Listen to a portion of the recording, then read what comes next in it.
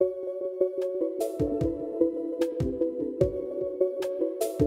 there, and welcome to insideQuantum, the podcast telling the human stories behind the latest developments in quantum technologies. I'm Dr. Stephen Thompson, and as usual, I'll be your host for this episode. Today, we're taking a look not just at quantum technology, but also at the way in which researchers communicate their work to the rest of the community, and how the long-standing business model behind academic publishing might be changing. It's a great pleasure to be joined by Dr. Lídia del Rio, a researcher in quantum information at ETH Zurich, and a co-founder of the open access journal Quantum. Thank you so much for joining us today, Lídia. Hi, Stephen. Happy to be here. So before we get into the journal Quantum and what this means for the academic community, let's first talk about you and your career journey up until this point. So first things first, what originally got you interested in quantum physics? The first memory I can think of, I was 10 years old, I think. And so we were at lunch and my dad told me about atoms, and it's weird that this was the first time I'd heard about this. And he told me that there's like electrons and positrons inside and they attract each other. And then I went to school in the afternoon and I was so confused by this because I couldn't understand if they attract each other, how does it not just collapse? Or if there's many protons, why don't they fall away? So then I spent the next class, which was like a visual arts class, just trying to draw models of atoms and try to make this work. And they're all terrible. They were completely unphysical. But I think this was the first time I cared about quantum physics. Yeah. Wow, so you started really young then. Not like that I picked up immediately after this, but I can trace it back to this. Yeah. And so did this inspire you to want to go on to study math and physics, or was this something that stayed quietly in the back of your mind for many years and eventually you remembered it and rediscovered this interest? I think some years later I started reading science fiction and stealing books from my dad's library, and this started a little bit. And then I just liked maths, right? I liked the abstract and the logic of it. And physics was not too far from math, so that was a plus, and it could explain something about the world, right? So this, I think these were the things that kept me interested in physics. I didn't know about quantum physics back then. I mean, I knew about it from popular science books, but I didn't know anything about what the research actually entailed. So when did you decide that quantum physics was something that you wanted to pursue for a career then, as opposed to just a vague interest? But when did you decide, okay, right, this is something that I really want to spend some serious time doing? Right. I'm not sure I've made this decision yet, that this is a career. It was just a thing that I really wanted to study. And this I can trace back maybe to my university days where I was doing physics, but I didn't like any of the more applied things. And I kept doing all these extra classes in maths and kind of regretting not studying maths for real. And then when I first heard about this quantum information fields, this is just perfection because it had all the mathematical rigor, but he addressed important physical questions and it had some philosophy implications into this. And then it was clear from here that if I wanted to continue studying physics, I wanted to do this. And then, there's always just one more question to answer or one more problem that I'm interested in. So I stay for another 4 years and here we are. Yeah. Nice. So did you discover quantum information during your undergrad, or was it during your PhD that you decided this was something you were really interested in? So I heard about the field from my kind of bachelor thesis supervisor, Ricardo Dias. It's not like we had courses in this at the time, but he told me about this new field. And then I read Renato Streiner's lecture notes about this, and I thought this was really cool, and then eventually I applied for a PhD here. So my PhD was already in quantum information theory.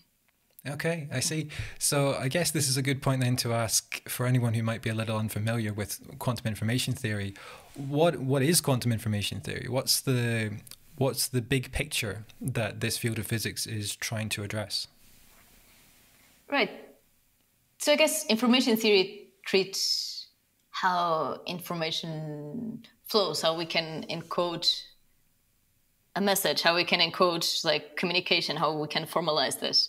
And then all sorts of questions like from how can we send a message securely, or the cryptography part, or how can we compress an image so that it can be sent on your phone very cheaply, right? And then quantum information is like, oh, and what if we could encode this information in the state of quantum particles of electrons, for example, or photons or whatnot?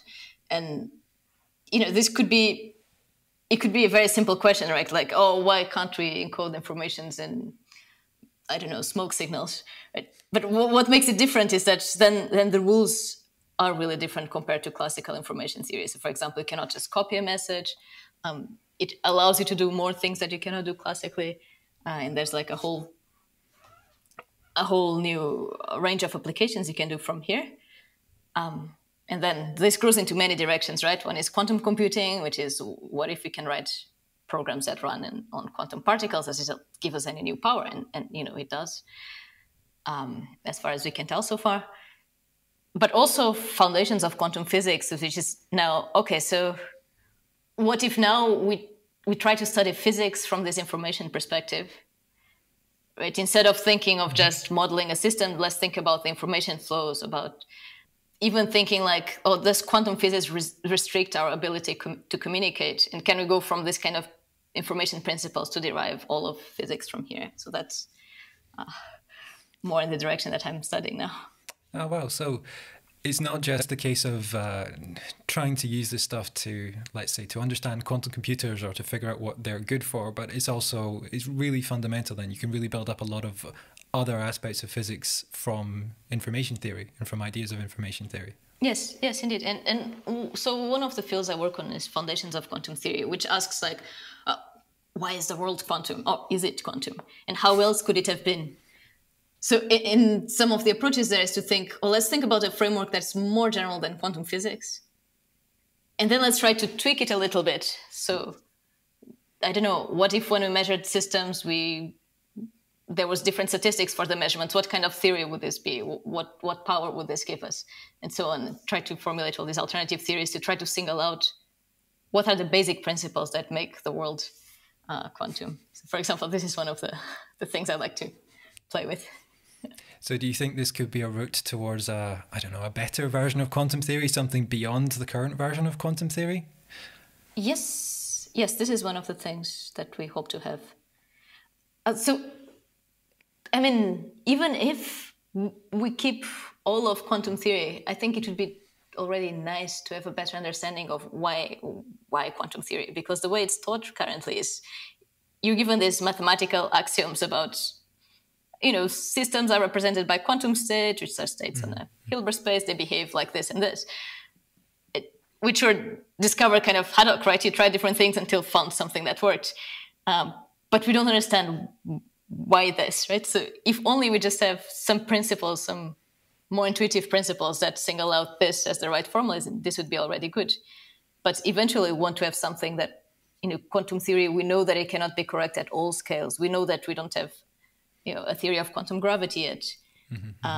It's not well integrated with general relativity, and maybe taking this information theoretic approach would give us a better starting point to try to integrate these two things. Yes. Wow, so then this is a really big and very, very deep fundamental question that you're trying to answer here. Well, I play a small role in this. Okay, so that's the big picture overview of the type of work that you do. Is there any particular bit of work you've done that you are particularly proud of? Let's say not necessarily your highest impact paper or anything like that, but something that personally means a lot to you. So there's the research work and the non-research work.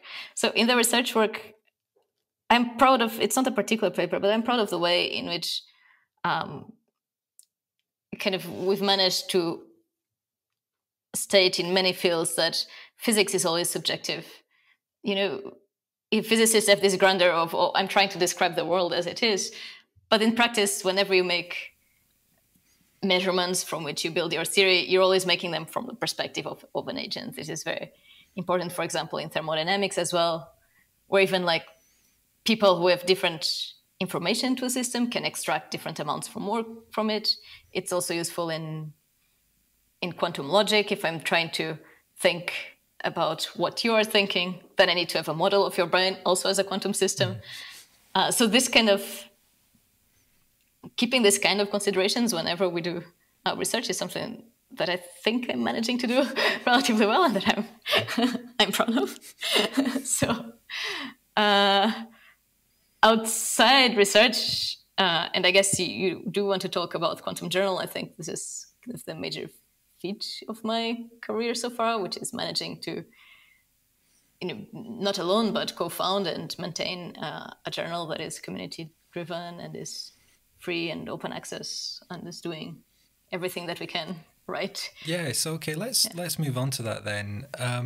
Can you tell us a little bit about what is quantum? What's the mission statement behind quantum, and why is it different to the more traditional existing academic journals? Okay, so right now, at least in physics, people, researchers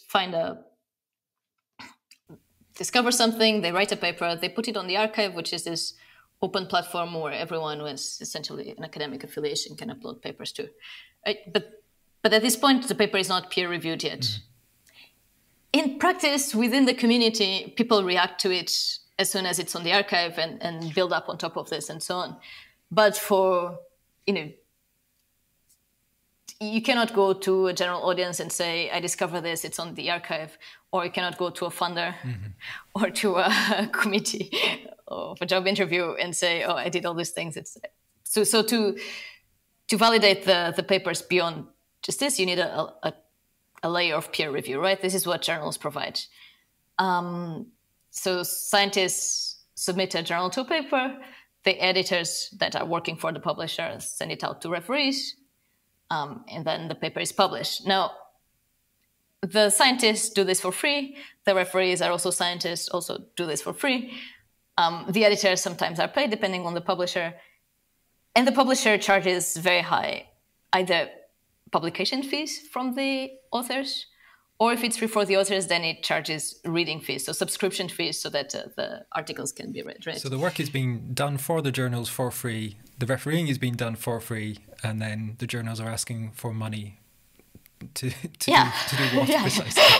Right, and if you talk about this in any other field, like this just sounds completely unsustainable. But this works because then, having papers published in good journals is the incentive.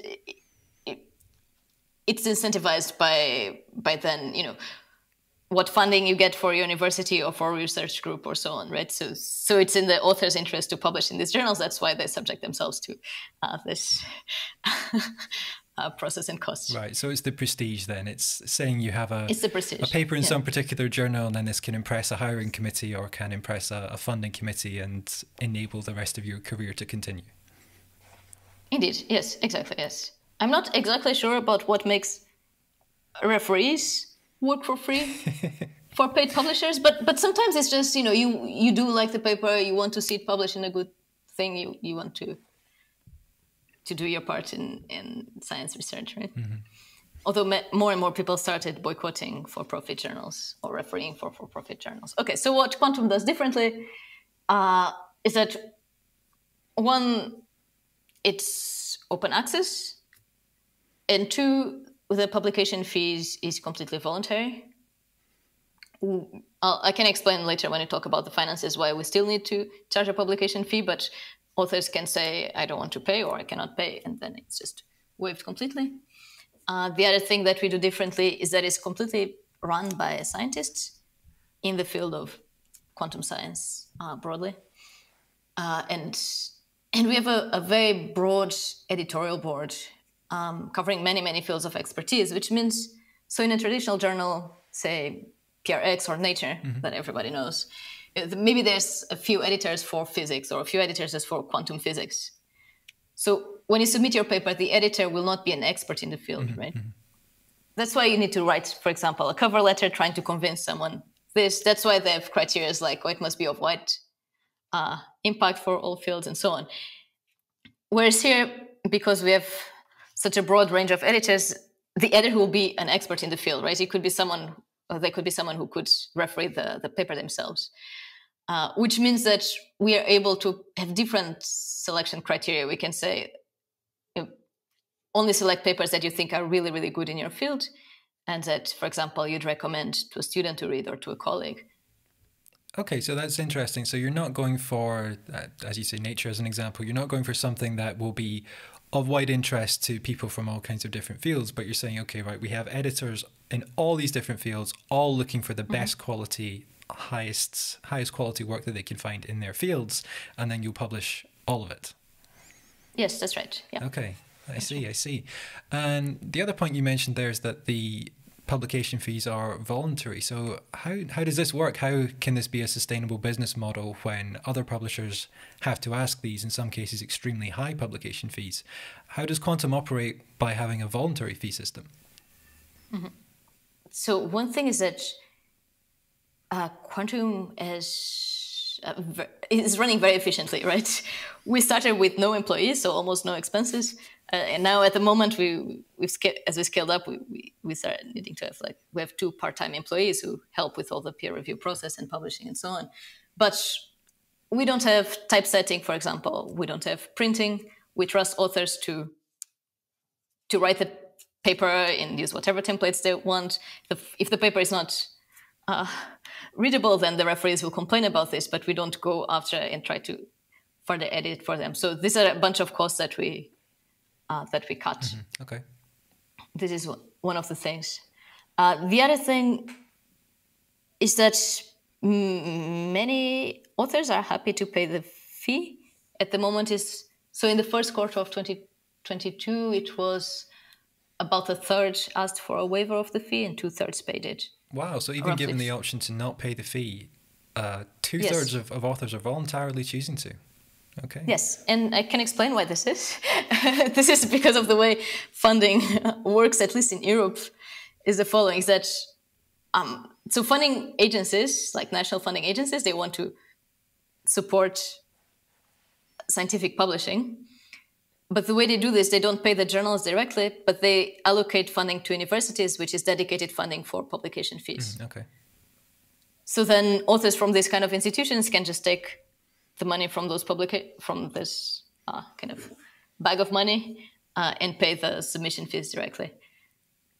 We know this because we asked these agencies for support, and what they told us is that this is the only path that they can.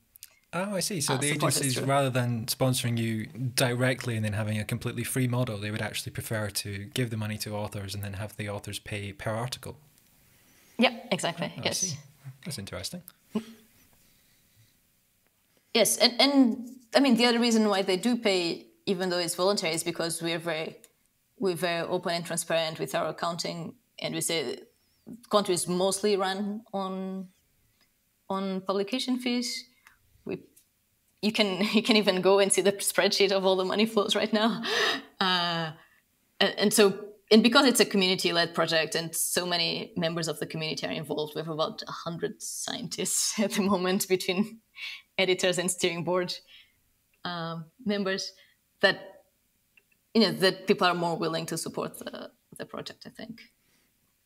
Right, so people are choosing to voluntarily pay the fees because the ethos and the mission statement of Quantum is something they feel they can get behind, as opposed to just, I guess, lining the pockets of for-profit publishers. Exactly, yes. Okay, so I think that answers the question then of the need for Quantum, why there was a need for this journal and where the idea for the journal came from. But how do you go from having the idea to actually making this a reality? Because starting a journal sounds like a very difficult and daunting task. How did you do it? Mm-hmm. So I didn't do it alone. That's the key part. We are 3 co-founders. So it's me, Christian Gugolin, who is now at Covestra in Cologne, and Markus Huber, who is in Vienna. And so I was in Bristol as a postdoc at the time, and I heard from a colleague that the 2 of them, whom I knew, had been discussing at some conference maybe the need to create a journal. So I got in touch with them. And this was kind of February 2016. And then, sometimes there's good chemistry with people. So we clicked very well. We agreed on the basic principles. We found a platform for peer review right away. And then once we got the tour of this platform, we're like, okay, we're on. We don't have any excuse not to do this.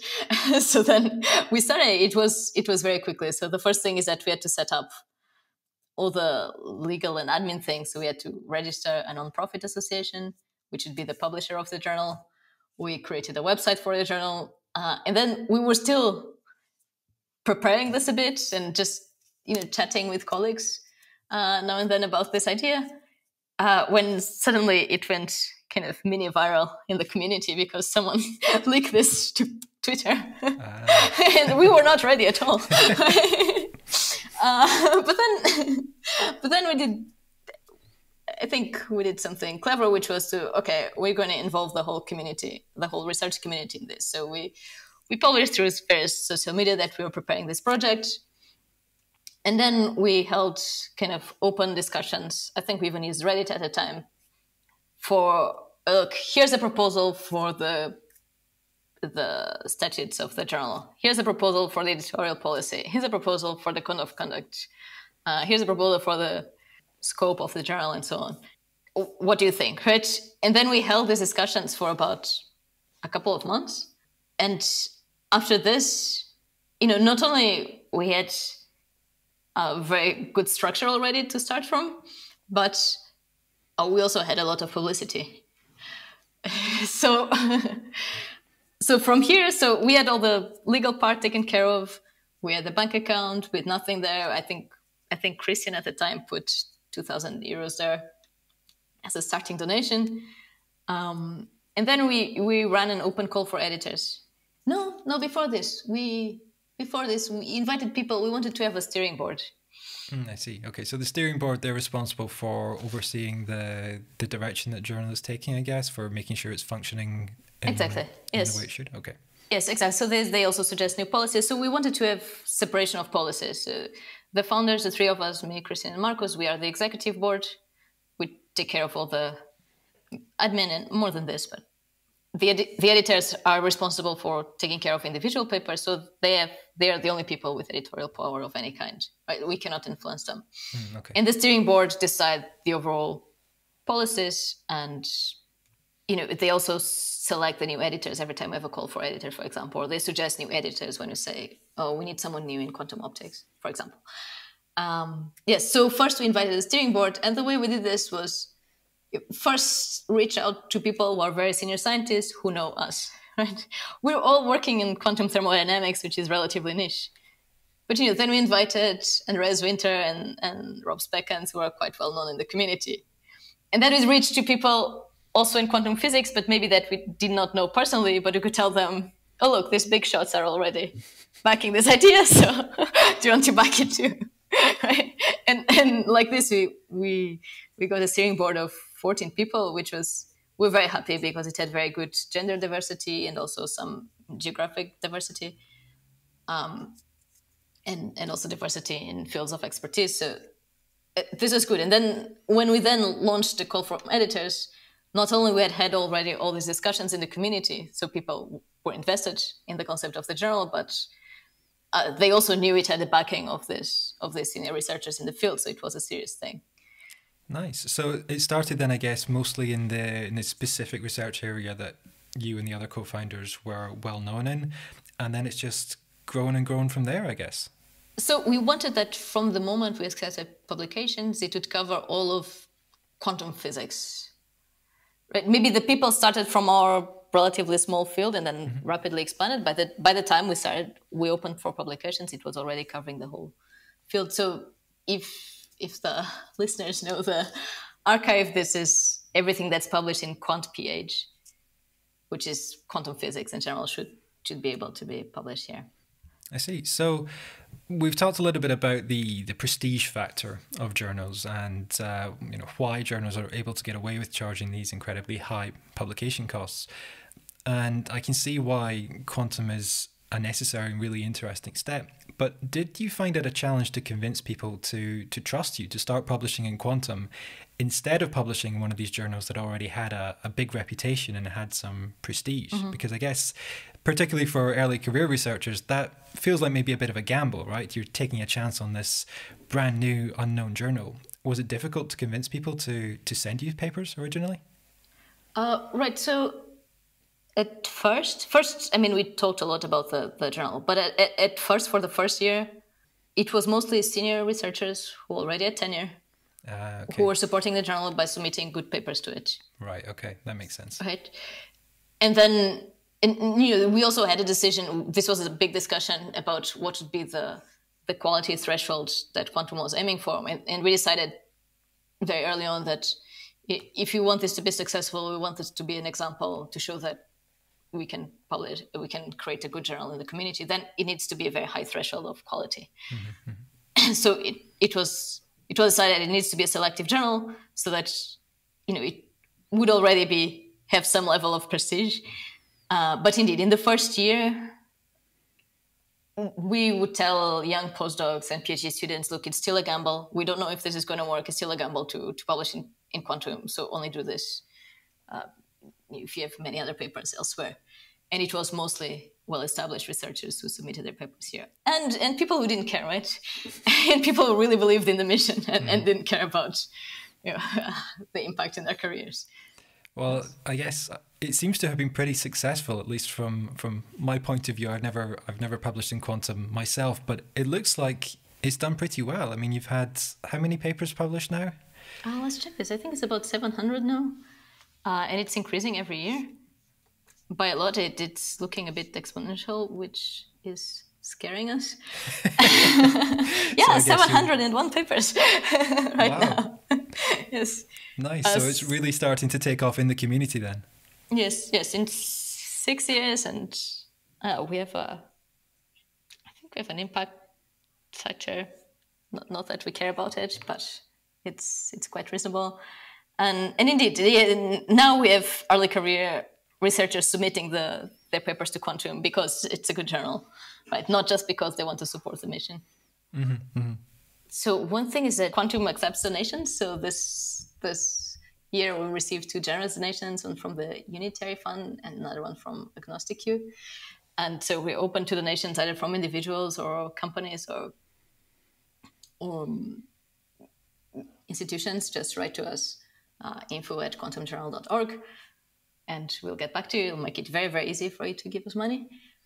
Nice. Okay.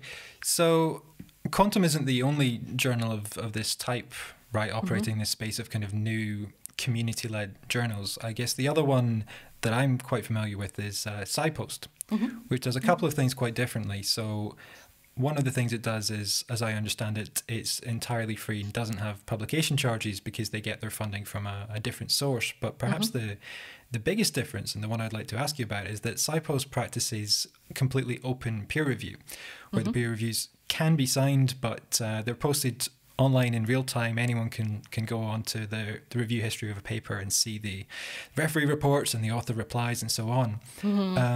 Quantum doesn't do this, is that right? Quantum still practices the more traditional, I guess, closed peer review. Yes, that's right. Are there any plans to move towards open peer review, or is this more of a philosophical difference, something that you didn't want to explore with this journal? So this is an ongoing discussion. And ideally, we would like to, at some point, start publishing reviews. All the papers are on the archive, so one can see the revision history of papers on the archive, but what one cannot see is the replies from the referees, right? At least you can see from before they submitted to Quantum and the final published version. So there are several reasons why we don't have it yet. One is that to start off, because we know we are competing with traditional journals, we wanted to keep some things close to that model. Okay. So that it can be more easily be perceived as the same kind of journal, right? And that is something that now we could relax a bit. Then there's other questions. So one, we don't think we would ever want to publish the referees' names, except if it's highly positive and the referees agree. And in these cases, normally we invite referees to then write a short editorial about the paper.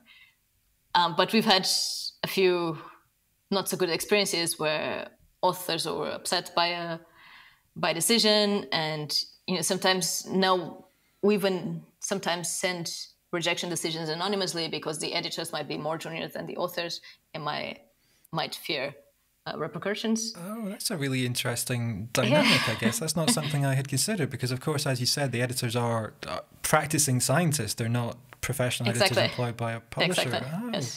Yes. Yeah, okay, that's a really interesting point.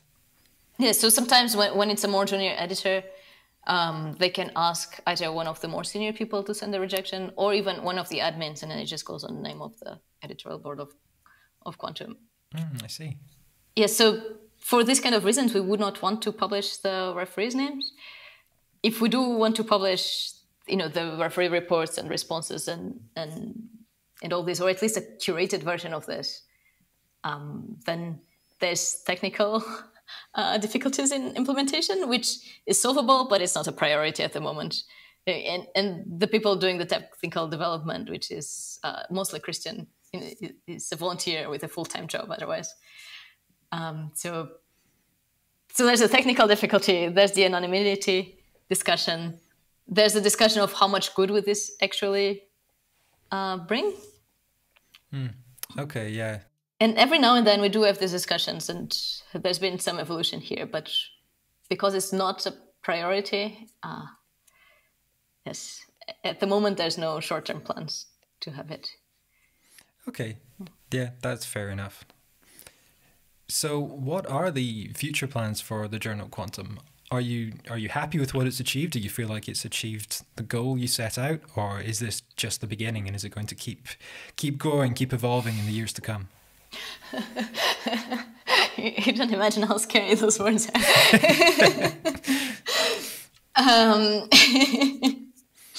So Quantum has been very successful. We think it did reach its mission. It has some issues at the moment that is not clear how to solve, and ideally would like to work on this. So one is that since the journal became very successful, we start receiving many more submissions, right? And these kind of things don't scale too well. So we can increase the number of editors, which we're doing now, so that we can deal with all the submissions. But in this, you can do, say, for free for the journal, right? But to scale, for example, the number of employees who go and check when anyone is late, if a referee is late, or if an editor has disappeared, or if we need to do some action. So this costs money, and our finances are kind of comfortably tight at the moment. So they're stable, but we don't have a lot of room to wiggle. And yeah, we think that to scale up more, it would really need to have more human power behind it, meaning that we'd need to have more permanent positions of people there, working there. Ideally, if we're talking about wish lists, we would like to be able to pay referees and editors for their work for the journal.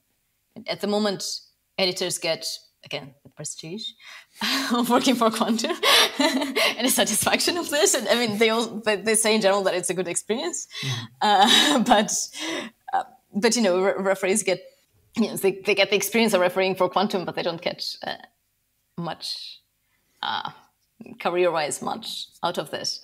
And if we had a stable way of rewarding these people, this would be very good. The other thing so the major problem with Quantum sometimes is delays in processing of articles. Okay, is this on the side of the referees or the editors? Both. Oh, And the problem is that both are volunteers, right? So people are doing this on top of their full-time research job, the teaching, the life, the pandemic, everything. So, if one of these things goes wrong or if they're extra busy, of course, these volunteer tasks are the first to fall. And we don't always detect this in time. And then it's been 2 months and authors start writing. This kind of things happen. They're happening less, and we keep updating the policies to make the journal robust against this, because we don't think it should be, the individual responsibility of the referee to always be responsive, but instead it should be the system that is robust and as a plan B if the editor or referee is not responsive. But this is a problem that becomes more and more evident as the journal scales. And if we had someone working full time, maybe this could be addressed a little bit better. Okay, so there's still some room for Quantum to evolve in the future then. Yes, and you know, there's things we would like to do, like all the side projects. At some point, we had a project with Chris Frey that was a lot of fun, where we had high school students from Australia reading popular science articles written by scientists, and then they would have to rate them, and the students were doing the peer review process, and then they gave a talk about these papers and their experiences. It was amazing. So we'd like to do more of this kind of outreach projects, for example. Oh, wow. Yeah. That would be kind of incredible. It'd be very cool. And the other thing would be make it easier for other communities to follow the example of Quantum. So we have at the moment a page saying these are all the tools we use, this is our timeline, this is what you can do. And sometimes people reach out to us individually from other research communities for help and advice on how to do this. But it would be nice to do this in a more systematic way. Yeah, that's one of the really interesting things about Quantum, is that it's so transparent. Everything that you do is out there for people to see and to check and to dig into if they wish to. I'd like to maybe briefly come back to something you mentioned while talking about the steering board. You talked about the diversity of the steering board and that you were happy to have a relatively diverse group of people. This is something that I'm asking all guests on this podcast, and it's that physics historically has been a very male-dominated field. Is this something that, in your experience, has been changing for the better? So it depends on where, it depends on the field, and depends on the career stage. So I think it's actually much better now at the stage of taking master students and giving them PhD opportunities. And even at the point of like from PhD to first postdocs, I think for second postdoc, I think this is working much better for, you know, women and gender minorities than it was even 10 years ago. But at the other two ends of the careers, so we have very few physics students that are not men to start with, to start off, and very few tenured positions, right? So we're doing something right in the middle of the career, but not so much at the start and ending. At the moment, this is how I see it. At least, you know, in Switzerland, in the UK, in the places where I've worked. Yes. Well, I don't know if you saw, but at the time that we're recording this, there was some reports in the UK media a few days ago, some quite horrifying statements made to, I think, a parliamentary committee, which was extremely shocking to read in the year 2022. Yeah. The girls just don't like physics or maths, right? Yes. So, yes. It's perfect. Yes. Yeah, it's nice to think that we're getting more and more equal as time goes on, and then every now and then there's a story like this that is I think a big serious reminder that there's still a very, very long way to go. Right. And I mean, and once you're even a master student, or even more once you're a PhD, now you enter this bubble where everyone likes the things you like the physics, and you think everything is okay. And you forget that like maybe like in high school you were the only girl taking physics, right? And no one else was, or that your colleagues were saying things like, they already found everything, you just don't do this. Yeah, in fact, I'm thinking back to my own high school. I think when I reached university, we had a pretty good gender balance in my undergrad, but in my high school, I think there were, I guess about 30 boys in the class and 3 girls in the class, something like this. So yeah, what you say sounds completely correct, that once you get past a certain stage, perhaps it evens out, but at the very early stage, there's still some work to be done there, I think. Making the environment friendlier for everyone will bring in more women and more minority groups. So one of the main things is just create more permanent positions, or at least open-ended positions. I think this is so important because it's one of the reasons why women drop out at a certain career stage, is that they don't want to keep doing another postdoc in another city, especially if they have a partner or families or whatnot. This also happens to men, but because there are so many more men to start with, numbers do drop. The other thing is to really try to make these job positions less vulnerable. like, less dependence on a single PhD advisor, making it much easier to report misconduct.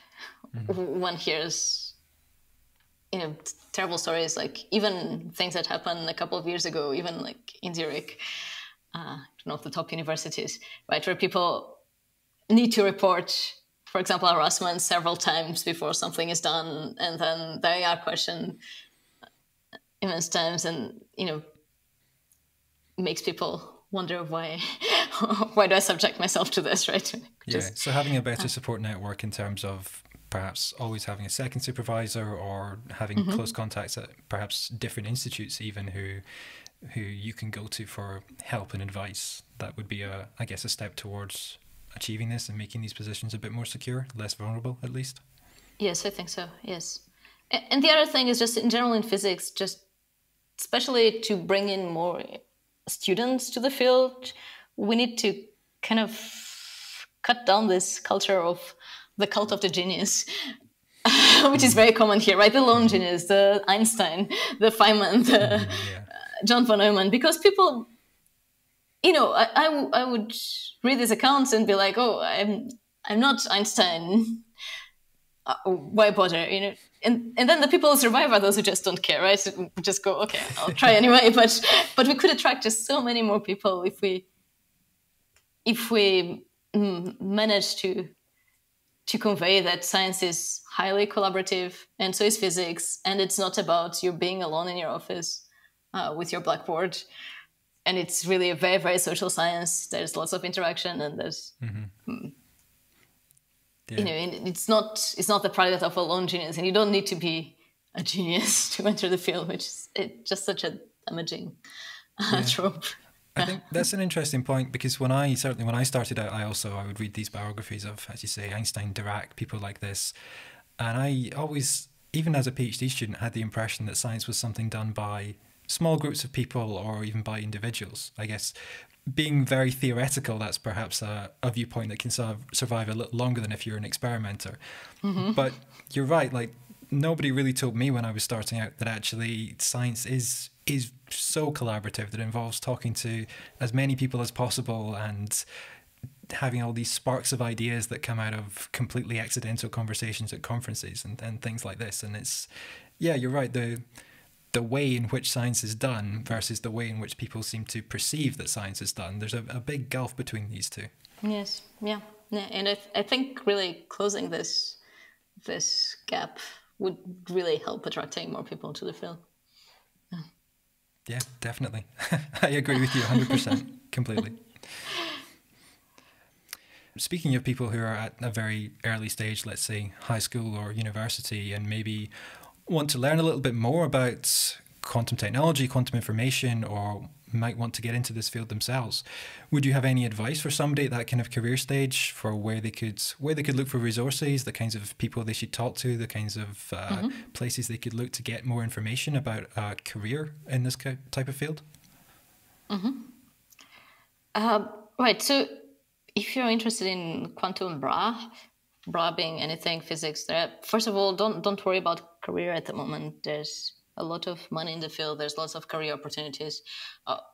Worry about what you want to study. So I would recommend people to attend summer schools. And I must say I have some conflict of interest here because I organize summer schools in quantum foundations or quantum thermodynamics or quantum computing. But I do this because I think it's a very good way for people to enter a field. First, they get a crash course. Second, they get a community. So they meet other people who are interested in the same things, and they meet researchers who are active in the field. And this is a very good way to start and to start forming a network, which I think is very, very important. I think one of the major issues, especially during a PhD, is how isolated one can get. And forming a community is very important. And the other thing is, like, be very careful with whom you choose as a PhD advisor. Because, and this is another, I mean, if you want to talk about measures to get more women in physics, like, I can talk for hours, but one of the things is just make these positions less vulnerable. So if you're a PhD student, you're there for 3, 4, 5 years. You depend absolutely on this one person who's your supervisor. If anything goes wrong between you and you need to get out and start again, you just lost this few years of your career and you need to start from scratch. You're also financially dependent on just one person. Really, if they are not very supportive and know what they're doing, then you're putting your career in their hands. So choosing the PhD supervisor carefully would be a good thing. And the best, talk to them, but also talk to other students of theirs to get a better feel of how they're like. Particularly when the prospective advisor is not around, I guess, to get a more objective yes, please. Objective opinion. No, you should take them out for drinks. And after an hour or so, then you ask this. So one last question then before we end. If you could go back in time and give yourself just one piece of advice, what would it be? Right. So here, I don't think I would give myself advice about career in general. But what I would tell myself is, look, it's not normal to struggle so much with the things you struggle with. And you should go and see a mental health specialist and get diagnosed. So I found out last year that I have ADHD, and it's like suddenly the last 10 years, last 30 years makes sense, It puts everything in context. And there's just so much suffering associated with work and work struggles that come from this. Like, I was a kid who never did their homework, but would always get away with this because, I was smart and I'd get good grades. So it's not something that was ever a problem. Like even at university, I would study the night before the exam and then, still have very high grades. So although I would always tell myself I shouldn't do this and I would feel guilty and all these things, it was never a big problem until essentially the pandemic hit and all my coping strategies went out of the window. And there's just so much that could have been avoided if I'd known what ADHD was before, what kind of problems it causes, and what kind of, management strategies and medication exists that really make your life better. So I wish I could have given myself this advice, and I wish people who struggle, so if you're listening and you always struggle to meet deadlines, but you're still very smart or not, or you think you're not, maybe get yourself checked. That sounds like good advice. Okay, that sounds like a good place to leave this and wrap this up. So if our audience want to learn a little bit more about you, where can they find you online? Do you have social media, a website that you'd like people to check out? Yes. So I'm still on Twitter. Let's see for how long. I'm at Marge Baldwin on Twitter. We'll write it down. And my website is currently butterflydust.net. Okay. We all do cringy things in our youth, and our internet aliases are like a tattoo, a permanent recording of this. So that's where you can find me. Or just Google my name and you'll eventually get my email address. Okay, perfect. Yes. Well, we'll make sure to leave some links to those on our website and wherever we post the transcript of this podcast so people can track you down and find you. So thank you very much, Dr. Lídia del Rio, for your time today and for joining us on this podcast. Thank you. Thanks for having me, Sue. Thanks also to the Unitary Fund for supporting this podcast. And if you've enjoyed today's episode, please consider liking, sharing and subscribing wherever you like to listen to our podcasts. It really helps us to get our guest stories out to as wide an audience as possible. I hope you join us again for our next episode. And until then, this has been insideQuantum. I've been Dr. Stephen Thompson, and thank you very much for listening. Goodbye.